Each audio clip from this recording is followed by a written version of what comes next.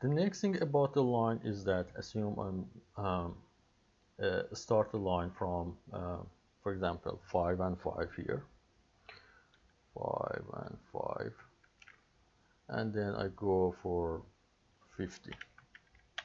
So this is my line and enter.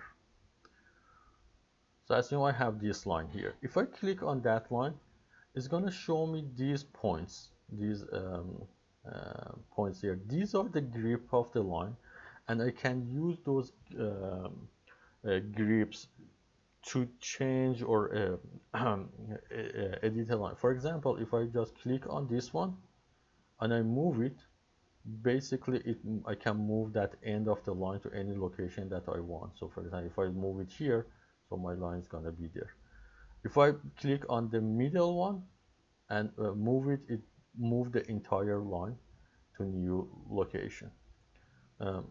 The same I can do for the first one. So if I can bring it here and then I can move it to any location that I want, and it's gonna change it. So if I click on the end grips, it's gonna change the location and size and angle. If I click on the middle one, it just move it to the new position. If I again I have, assume I have for the 5 and 5, and then I have that 50. So now assume I have this line, I want to add 10 unit to that, so it's 50 and I want 10 units. So I click on that and I move that line to the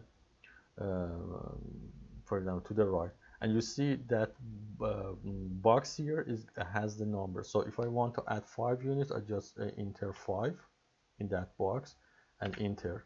So you see now the length of the sorry, so now you see the length is changed to 55. So if you want to change it, you can just do that again. Assume I want to add another 10. I click on that, move the line, and then in that length box I enter 10, and then enter. So it's gonna change, bring that 10 units to the right, or you can do it to the left as well. So these are also the grip points of the line, so you can use it to modify the line after you draw the line.